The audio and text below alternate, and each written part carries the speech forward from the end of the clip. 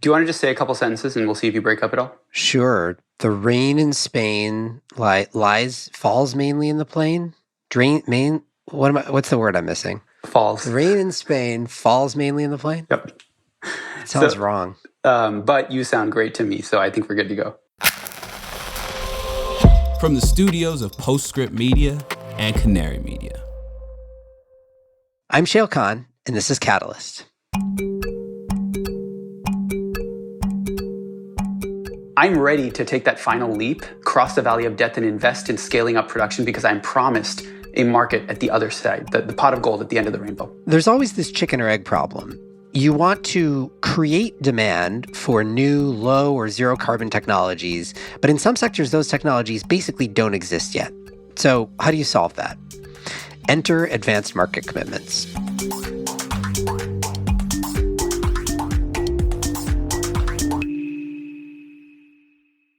Catalyst is brought to you by CohnReznick Capital, a leading renewable energy investment bank servicing the U.S. sustainability sector.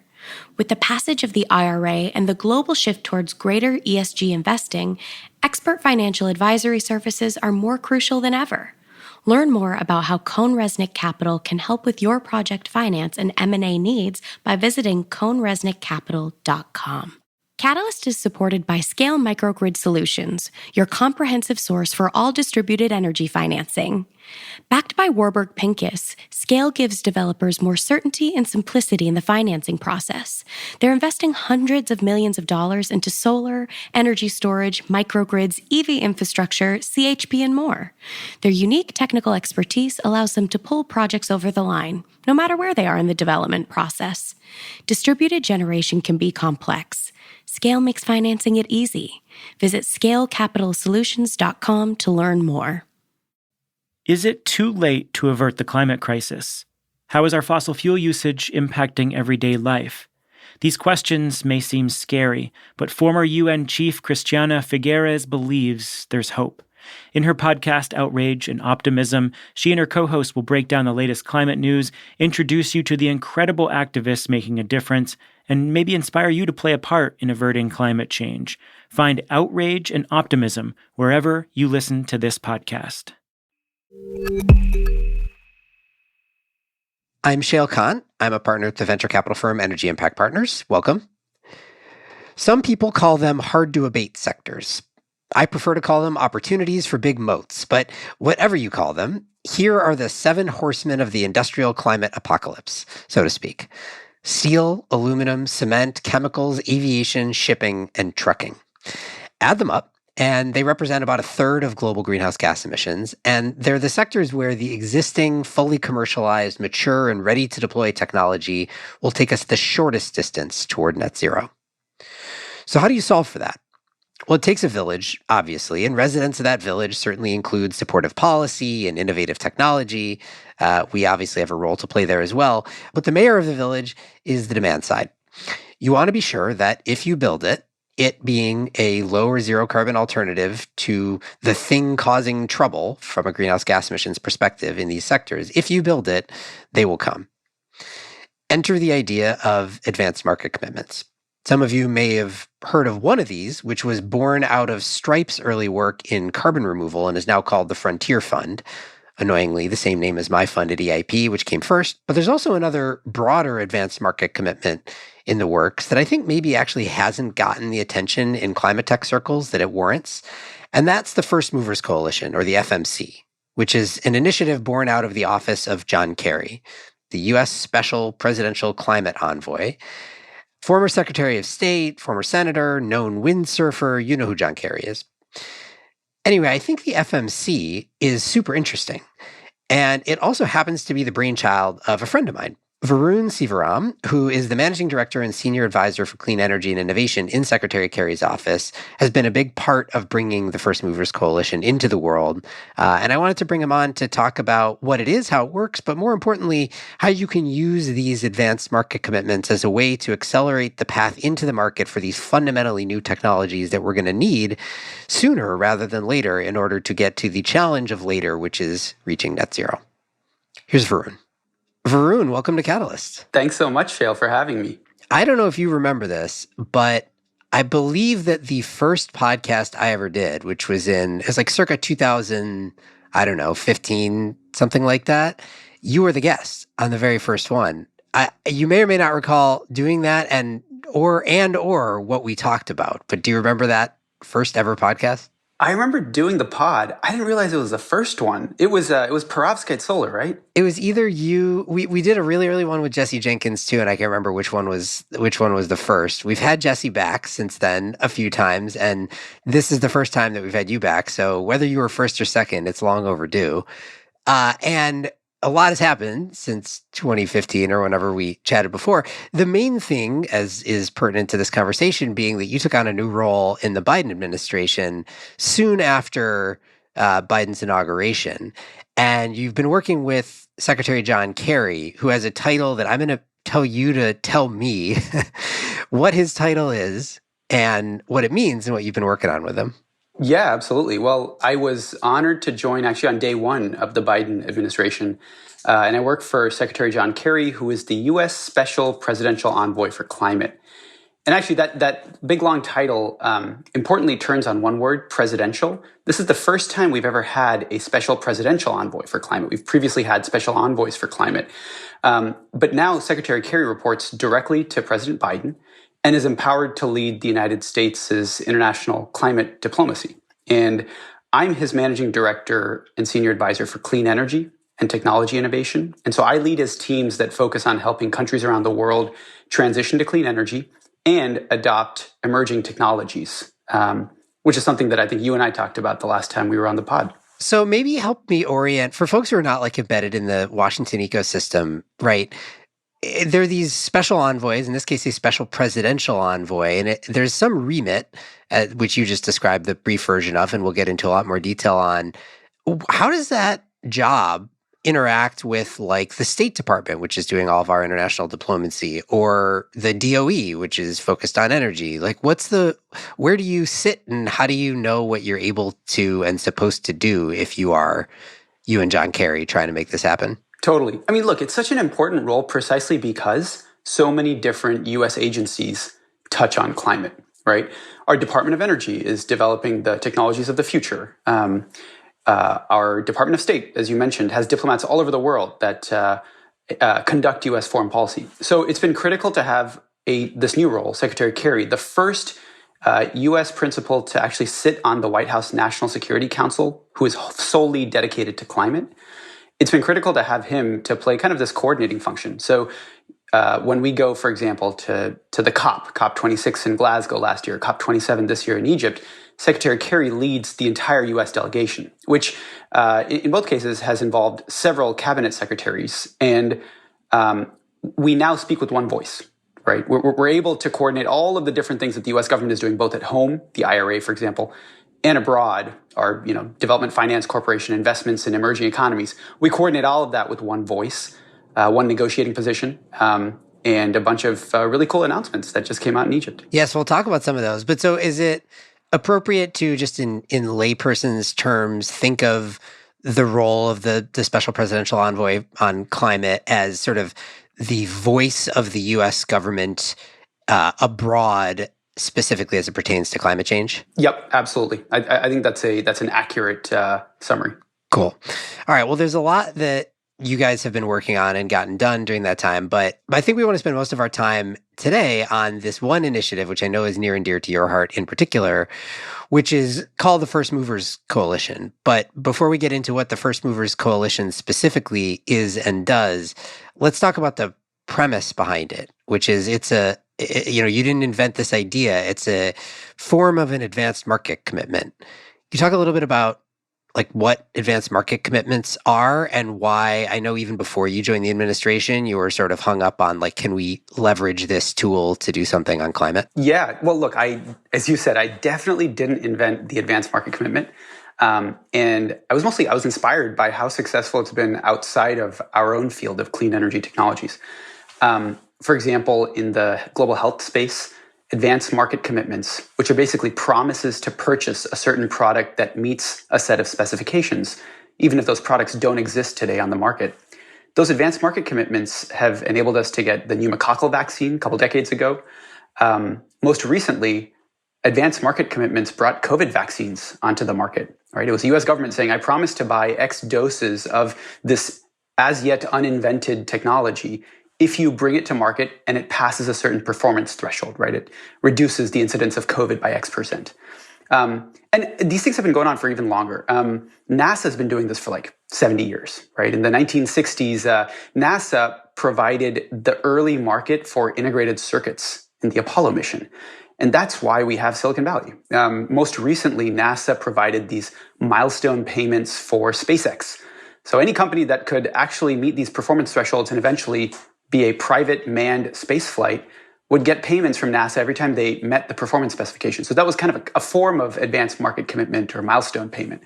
So it stands to reason that in our field, clean technologies, and look, Shayle, you look at dozens of these every week, we need a lot of them to come to market, and most of them that we need have not made it to market. Some of them have, as we know, but most have not.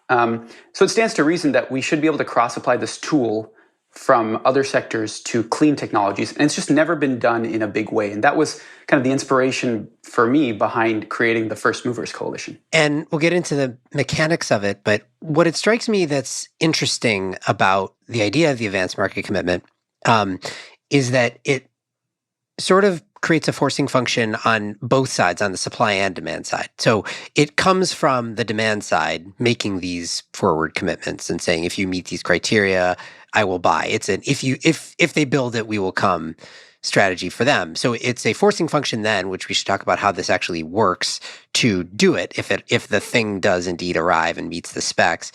But it also sets out a fairly clear set of criteria on the other side, the supply side, the companies that are building the technologies that will meet those criteria to say, okay, well, you know what you need to hit. You kind of know the timeline under which you need to hit it.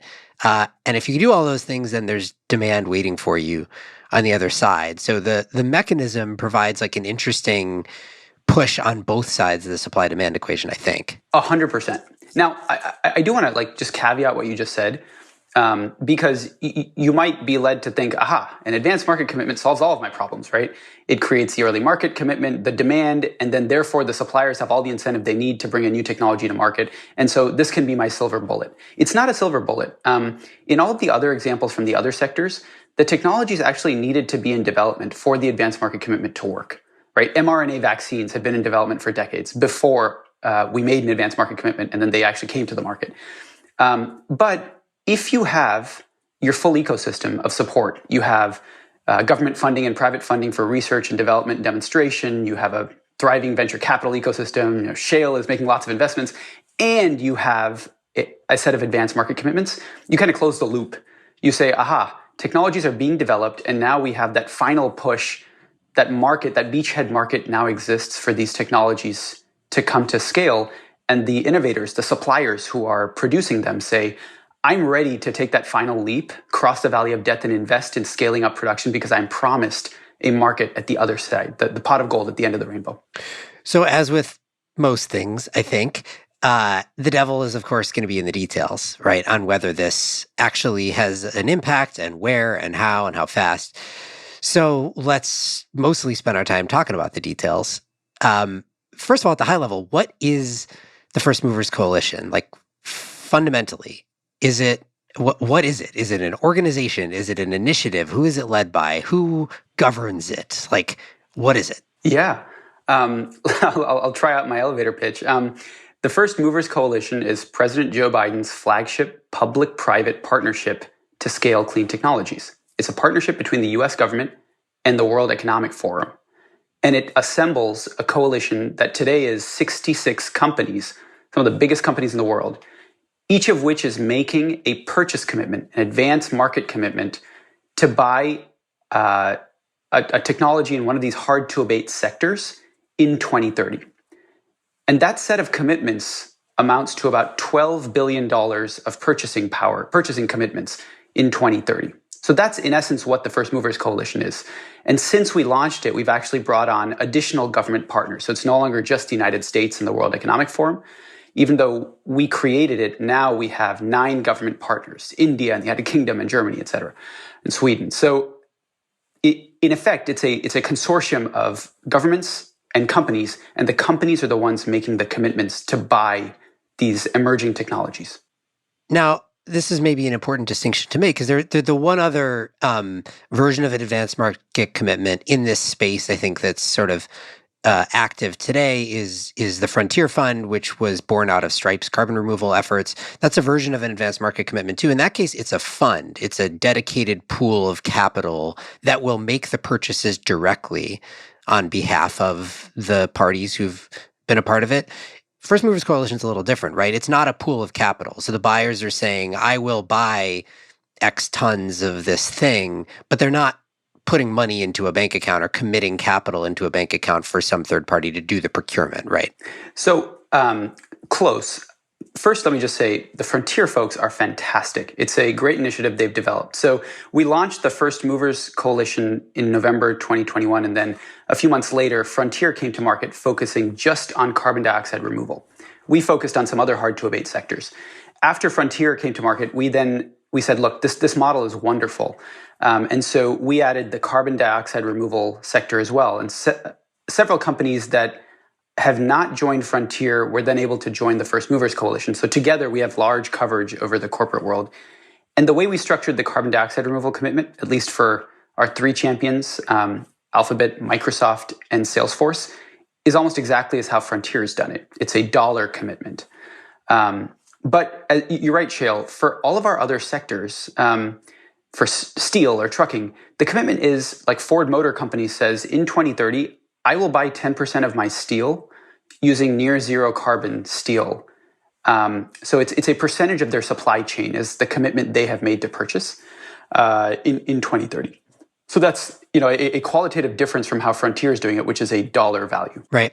It's much more similar to, anybody who's been around the renewables world in the US for the past decade will know that, at least I'll editorialize for a second, but in my view, the two things that drove the adoption of wind and solar that we've seen to date are basically the federal tax credits and then state-level renewable portfolio standards. And those state-level RPSs were structured much more like what you're describing here in the First Movers Coalition, which is, in this case, it was mandated by the state upon utilities, but effectively the same thing, saying that by year X, each utility will have Y% of their electricity generation mix come from renewables. And that was a huge, huge driver in the early days of renewables. It's what got us to where we are today. So I think as long as there are teeth, or as long as those commitments are real, this can be easily just as effective as the dollar commitment. Totally. And I just want to make the point that there's a beautiful analogy here. Just as you said for renewables, it was the supply push incentives like the ITC for solar or the PTC for wind and the RPS at the state level that created demand, early markets. There's now this beautiful interplay between the US Inflation Reduction Act, which provides supply incentives, and the First Movers Coalition, which provides that demand. Because there isn't elsewhere a demand commitment or demand requirement for someone to buy X% clean steel, right? Or X% clean aviation fuels. By the way, truly clean aviation fuels, not just SAFs. And the hope, therefore, is this interplay makes the IRA work. You can imagine, the IRA might make, and I can walk through the numbers, the IRA makes clean steel almost as competitive as dirty steel, right? But if you're a demander, you still have no incentive to go buy the clean versus the dirty stuff because the clean stuff is untested. The dirty stuff is fairly conventional and you have a bankable track record. And so this First Movers Coalition creates that early demand that will therefore induce suppliers to take advantage of the IRA incentives, build the supply because they're sure they'll actually get an offtake. All right, so let's dig into the details a little bit on how this actually works. So let's start with name the, I'm sure you could do this by now by heart, name the 7 sectors that First Movers Coalition is active in at the moment, and then we'll pick a couple that we want to go deep into. Sure. So the 8 sectors are steel, aluminum, cement, chemicals, which is the last one we haven't yet launched, shipping, trucking, aviation, and carbon dioxide removal. These hard-to-abate sectors represent about a third of global emissions today, and they're the ones, as all of the listeners know, this is where the energy transition has not started. And so on current course and speed, this will be a majority of humanity's emissions by mid-century. So that's, and it's also where the technology needs are concentrated in these heavy industry and long distance transportation sectors. So that's why we picked these sectors for the FMC. Right, which is sort of a key point. You can amass significant buying power with a relatively small number of relatively large commitments from big buyers, basically. Well, I do want to make the point that, like, remember, each of these commitments, like Ford Motor, is saying 10% of my supply chain, not 100%, but 10% of my supply chain is going to be near zero carbon steel by 2030. Now, that doesn't sound like a lot. It's, 90% of their supply chain is not this. But this technology is not anywhere in the market. And so for a technology that's yet to scale, this beachhead looks quite enormous for an up-and-coming innovator. 10% of Ford's supply chain is actually quite a large number. But if you try and make it a larger percentage of a supply chain from these enormous buyers early on in 2030, you'll fail because the technology simply cannot scale that quickly to meet extraordinary demand. To what extent is the recruiting process? I know I want to get into some individual sectors, but I'm too interested in this question. To what extent is the recruiting process around companies sort of accelerated by a like keeping up with the Joneses sort of effect? Like you're like, Ford said they're going to do it, so now you go to BMW and say, well, Ford's doing it, so like, why aren't you? It is, getting that initial seed of companies was so critical, right? There's no way we could have gotten to 66 without the first 24, without the first 12, because peer pressure is a large part of the recruiting process. Look, when we recruit, there's a few different things we can bring to bear. The first is we make an appeal to companies' competitive advantage. We say, look, in the future, a decade, 2 decades from now, you're going to live in a world where policies are net zero aligned. You're going to be forced to buy clean steel. If you're a first mover and you secure those supplies of clean steel early on, you exercise those muscles about how to offtake these new materials, well, you'll be ahead of the game and you'll have cornered the market and everybody else will pay a lot more for clean steel. So that's one argument we make. Another argument we make is, this is kind of the highest leverage thing you can possibly do compared to all your other commitments. Third is what you said, Shayle, keep up with the Joneses, keep up with the Fords and GMs, right? And that's proven to be effective. And then fourth is, look, I want to be unabashed about this. We will celebrate you. President Biden got up and said, this is my flagship initiative at COP26. The White House has put out fact sheets every time we've had an expansion. So this is an opportunity to be celebrated as a climate leader. And I think that's meaningful for a lot of companies.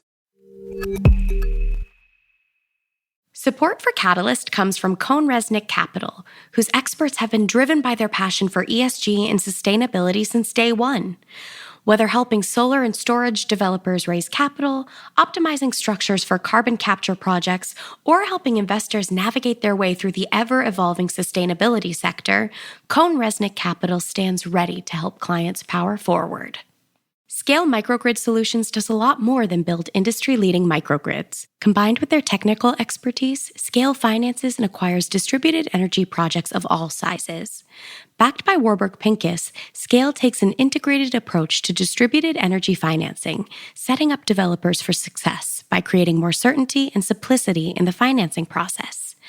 At Scale, the engineers, designers, lawyers, accountants, and project finance experts all work under the same roof, which cuts out intermediaries that add complexity, risks, and costs for developers.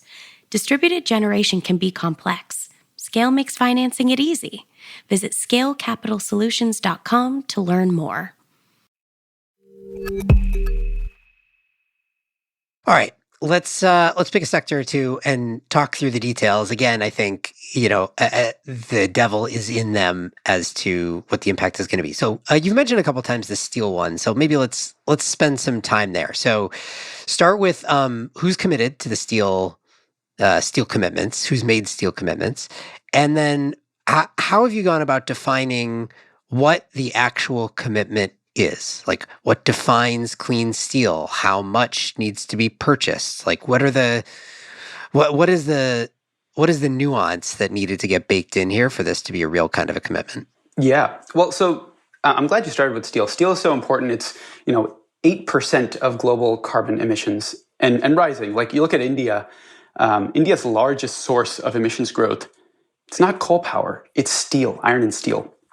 So critical for us to decarbonize primary steel, the production of new steel. So we have 18 companies that have committed to the steel commitment. They include major automakers. I think I mentioned Ford, Volvo, Scania.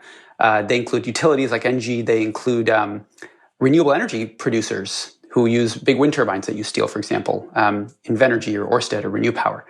So it's a wide range of folks who use steel and are making this purchasing commitment, actually, therefore, for a range of different types of steel. And you asked a critical question, which is what goes into making the standard by which we call steel near zero carbon steel? We're walking this balance, right? We have to pick something that is feasible in 2030 for companies to meet 10% of their supply chain from. But we want to make sure that every single commitment is technology forcing, that we're bringing new technologies into the market. The commitment can't be weak enough that you can use an existing technology and get away with it, right? We want to bring to market these new technologies. So each of these commitments was time-bound. It's in 2030 is when you make the purchase. It is innovation forcing, but technology neutral. We're not going to tell you how you do it. You can make your steel no matter which route you choose, electrolysis or green hydrogen. But ultimately, you have to meet this very low threshold. In this particular case, for primary steel with no scrap input, it's 0.4 tons of carbon dioxide per ton of steel. And that actually, that standard setting process is so important because now we've gone around the world. The G7, the IEA have all adopted this standard for what counts as near zero carbon steel. And now we're doing the standard setting process for all the other sectors. So every time we set a standard, it is the most ambitious standard for that material ever set, right? Our cement standard, we just launched it in Egypt, is the most ambitious cement standard. And now we have to do the hard work of helping our government partners to also accept, and our industry associations that we work with to also accept that this is the standard for what counts as near zero carbon materials or fuels, et cetera. But without setting that standard carefully and without getting alignment from everybody, you're not going to be technology forcing, right? You can imagine a standard for low carbon cement or low carbon steel that basically just requires you to swap out dirty energy for renewable electricity, right? That's something we already know how to do. For sure. Or in the case of cement, like this is easier than with steel, to be honest. But with cement, there's lots you can do that can have an incremental effect on embedded emissions. You can, blend in more supplementary cementitious materials into a concrete blend, and and that gets you a little bit of the way there, but not all the way there. Just to nerd out on what you just said, the cement commitment, we spent like 9 months developing the cement commitment so that you couldn't just get away with SCM substitution. You probably, again, I don't want to specify a technology pathway, but the standard is so rigorous, stringent, that you probably have to use CCUS in order to meet our clean cement standard. Unless you've got a technology that doesn't require CCUS and doesn't produce any emissions. I think we're investors in Sublime. There are a couple of them. But anyway, the point being, I want to come back to steel for a second. So I do appreciate and want to acknowledge the importance of the technology forcing function component. It draws an important distinction from, a lot of what we've seen, absent, a sort of standard setting body like the First Movers Coalition, is companies voluntarily make their own net zero commitments, and then they make a bunch of announcements of things that they're doing on the path toward the net zero commitments. And those two things don't always really line up, right? A lot of times you'll have like a bullet point list of things that a company says that they're doing, and they're all pretty incremental things. And it's not really clear how you go from the list of bullet points of things they're doing today to the true net zero commitment off in the future. And I think the way that I think about these like 2030 technology forcing function commitments from FMC is that they bridge that gap. It's like longer time horizon than the things the company needs to be committing to doing today.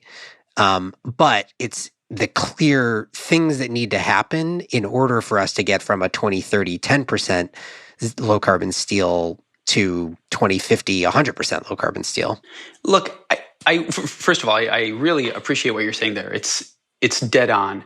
I do want to say the North Star for the First Movers Coalition is not actually how can a company get to its own net zero emissions, right? If a company like Ford Motor achieves 10% near zero carbon steel by 2030, sure, it is now easier for Ford to get to 100% near zero carbon steel by 2050. But like the impact they're going to have is well beyond their own supply chain.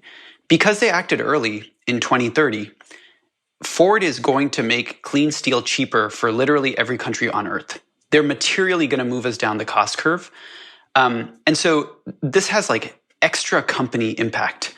And that's why this is so important. I think, many companies may follow many different paths to eventually get to net zero. And I agree with you. Most of the things that companies say today make no sense. Like they have no actual path to get to net zero.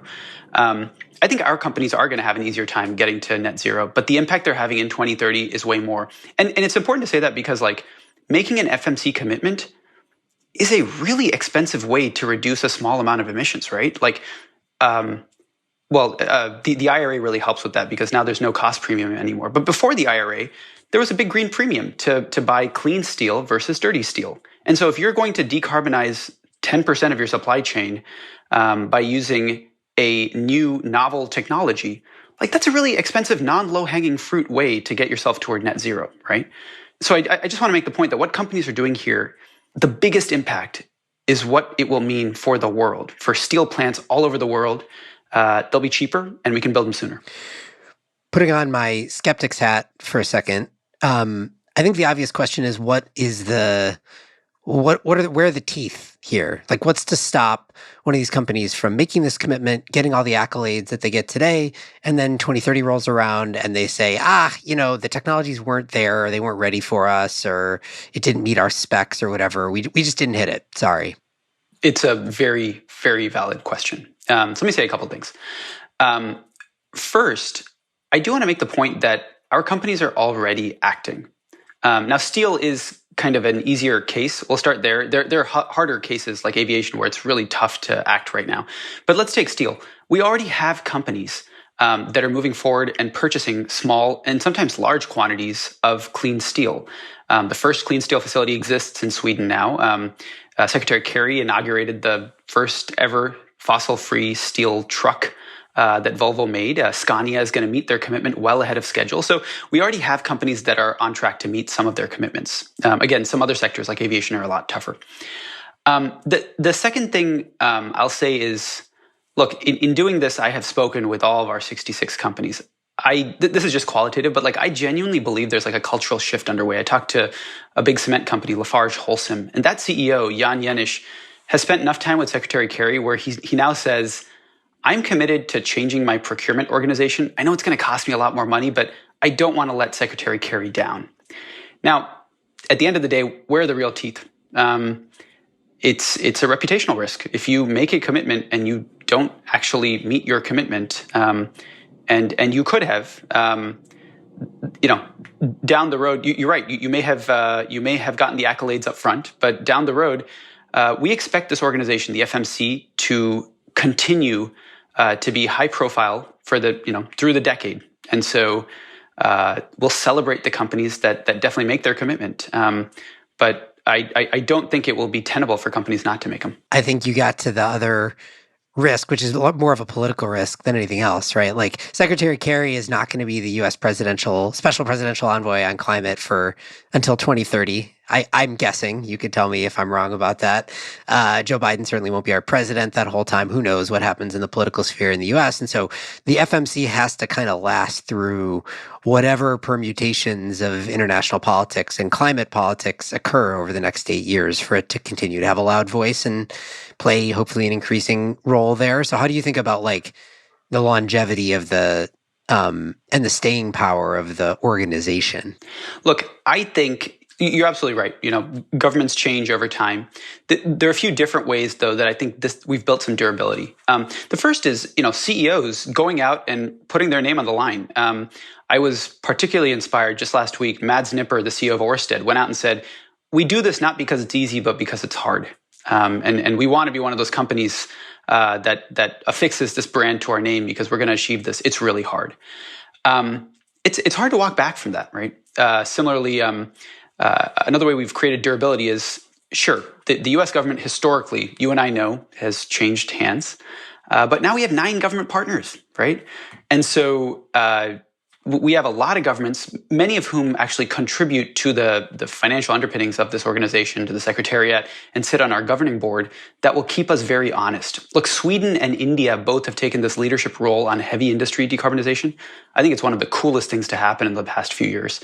They're both on our governing board. And I think Sweden and India are going to hold our feet to the fire, no matter what happens in the United States. And finally, I would be remiss if I didn't say we had a pretty good election just now. Well, it wasn't perfect, but I feel good about our chances, now, in 2024 and going forward. So this decade, I think we've kind of unleashed something that I hope will be durable.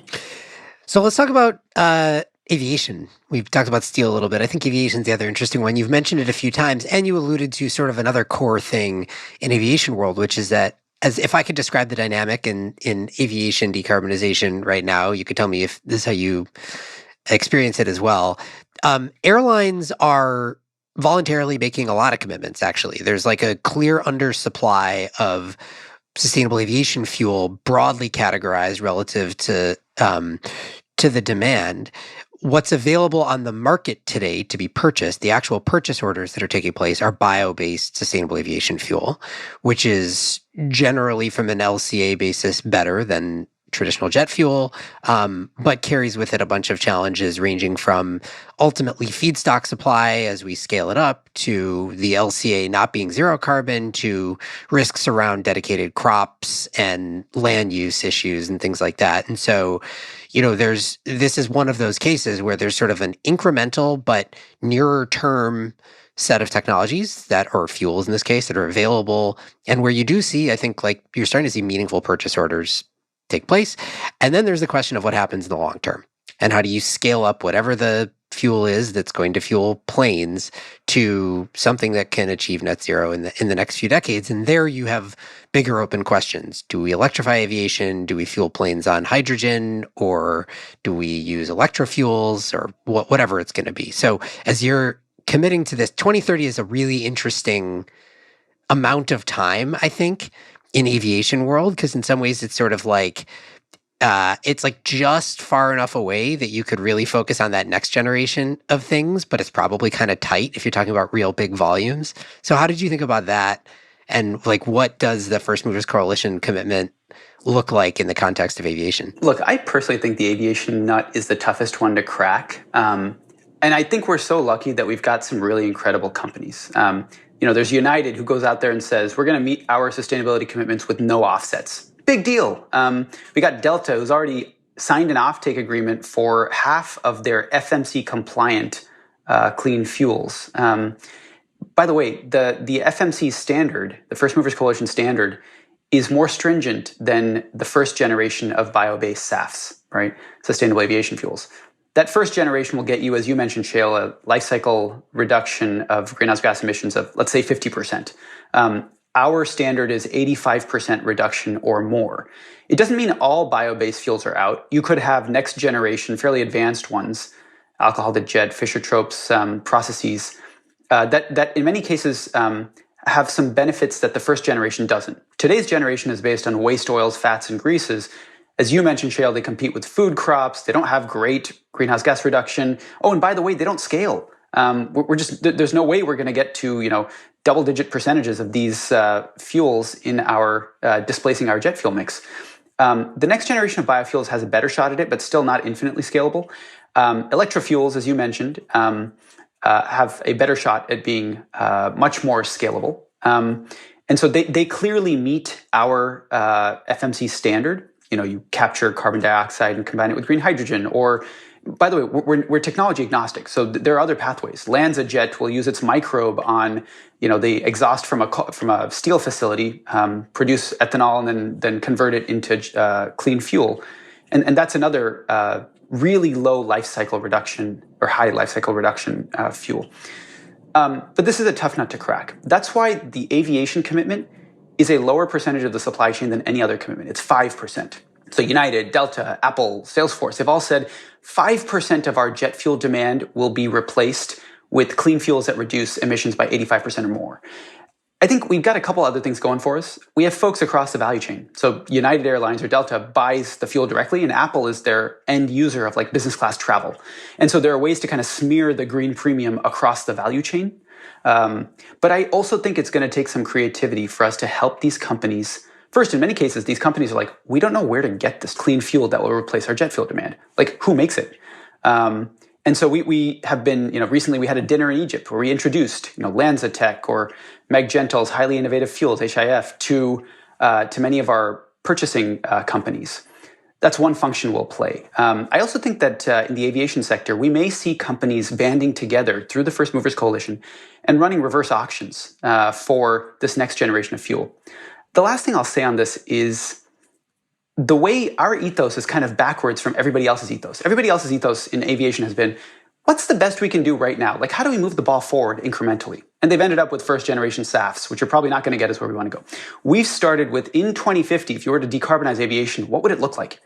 It's going to look like a large majority, a predominance of these electrofuels or very advanced biofuels. So let's work backwards. We only need a small quantity of those to hit the market this decade, but let's only focus on those things that are capable of getting us to near zero and not focus at all on the things that are incremental. And fortunately, some things like efficiency improvements are going to be super important, and other people are working on them, and we strongly support them. But we're focused on the heart of emissions in aviation.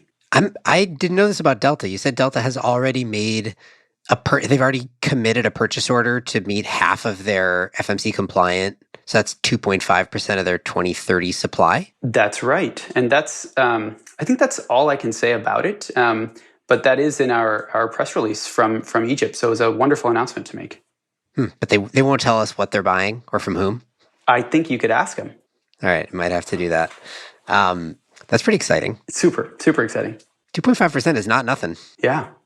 All right. So what comes next? So you said, you've launched 7 of the 8. I said 7, but that was because you haven't launched chemicals yet. So when's chemicals coming, first of all? What does that look like? Because chemicals everything else is more of I think every other category you've described is more of a monolithic sector than chemicals is. Chemicals is not one sector, right? It's like, a few relatively big things like ethylene and propylene and methanol, and then it's like a million smaller specialty chemicals. So I'm curious how you think about that. And then after you've launched all 8, what comes after that? Yeah, great question. Look, I will readily admit that the wickedness of this chemicals problem is the reason we have spent so long trying to figure out how to launch it. It'll happen in 2023. At least we've gone ahead and committed it. That's a nice forcing function for us to do it. You've committed that 100% of your new FMC coalition groups will be chemicals in the year 2023. Yeah, exactly. 100% of our new sector commitments will be launched in 2023. So I will say, you mentioned many of the chemicals categories. I'd add fertilizer, by the way. So that's, there's a range of things. And so maybe what we do is we launch these in tranches. There may be a fertilizer commitment, and there may be some of these other categories that you mentioned to get there. So that's kind of what's next in terms of the sector commitments. I should take this moment, by the way, to mention, again, this is not just me and my team doing this in the U.S. State Department. World Economic Forum as a whole team stood up to do this, and our knowledge partner BCG has been invaluable because they've basically helped us to create these technical standards. And we work with a lot of other groups, technical trade associations, nonprofits, universities, the IEA, to come up with these standards. We got to do a lot of that technical work for all the different chemicals subsectors. And then what's next? In addition to launching sectors, we have got to get real projects into the ground. One of the partnerships I'm most excited about is we're partnering with Breakthrough Energy.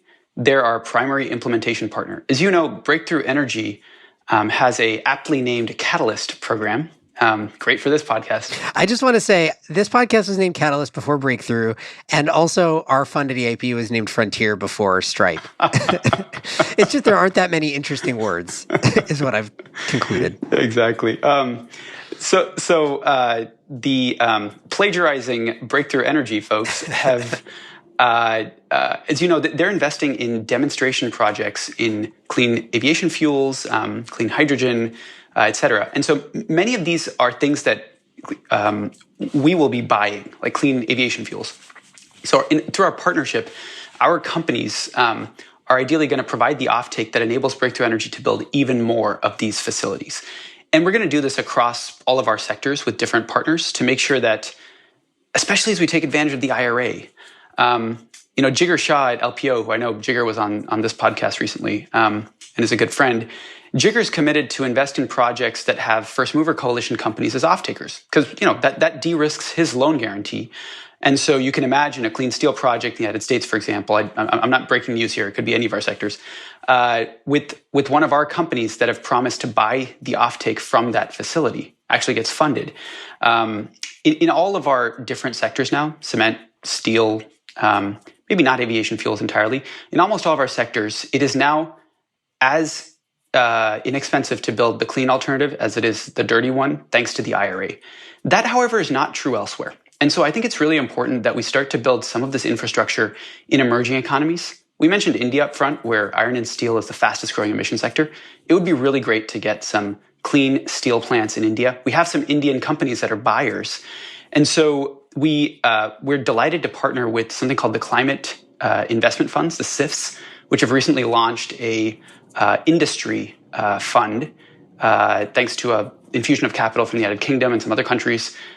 They are going to be investing in these sorts of projects with our companies as off-takers. So again, we're going to go around the world, find ways to support people who are building the next generation of technology infrastructure and provide demand through our companies. Our only goal going forward is to get real projects, real steel, no pun intended, in the ground. Yeah, I think this dynamic around the commitments that come from companies in the US because of the IRA and Europe because of various policy mechanisms, but also just like in the global north versus the global south, where most of the growth in manufacturing is occurring, a lot of the demand growth is occurring, and this is inherently this like global effort that you're undertaking. So what else needs to happen for this to play out concurrently in the global north and the global south? Totally. And this is a big fault line. In the last 2 years of traveling to countries, I led a delegation to South Africa. And what the South Africans want to do is they want competitive, clean industry.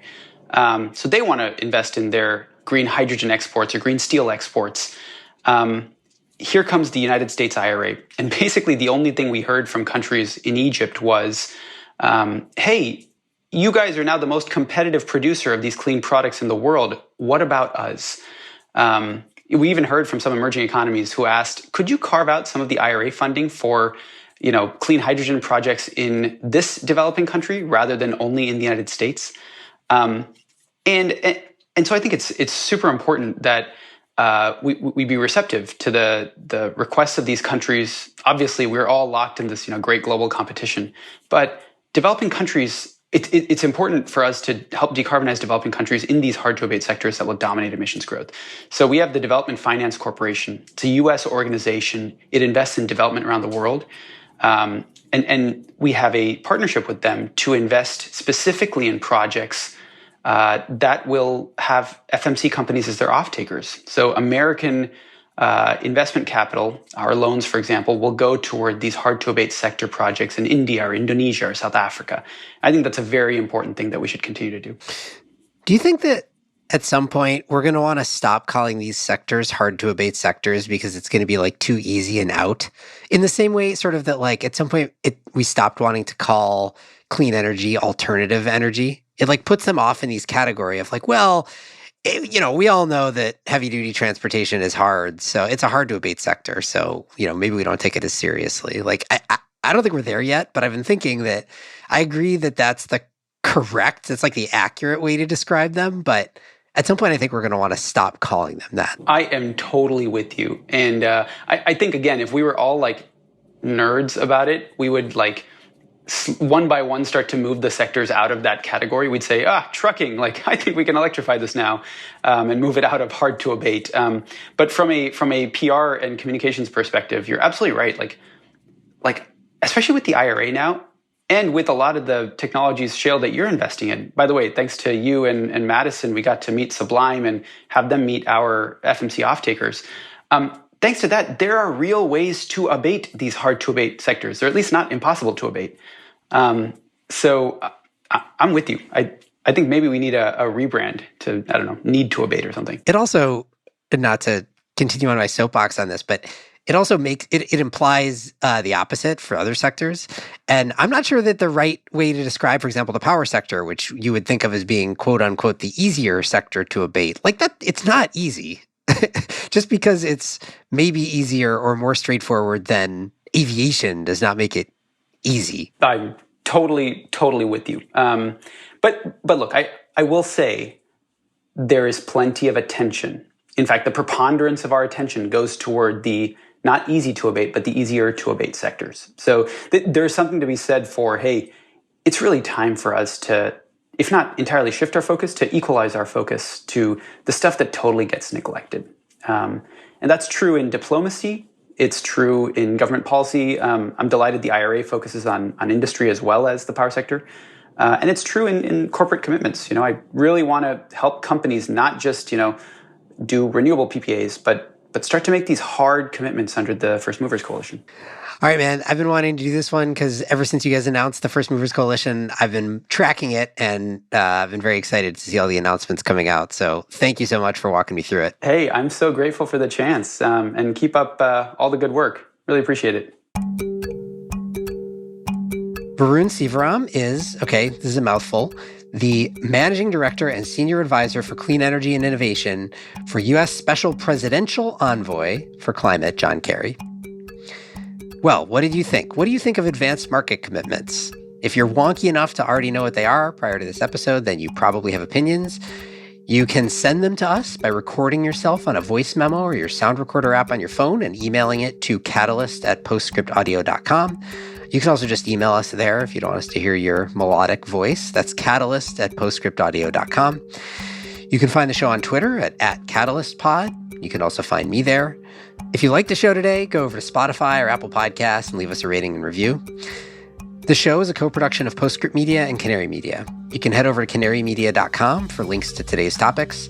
And as always, Postscript is supported by Prelude Ventures, a venture capital firm that partners with entrepreneurs to address climate change across a range of sectors, including advanced energy, food and ag, transportation and logistics, advanced materials and manufacturing, and advanced computing. This episode was produced by Daniel Waldorf, mixing by Greg Vilfrank and Sean Marquand, theme song by Sean Marquand. Our managing producer is Cecily Meza Martinez. I'm Shayle Kann, and this is Catalyst.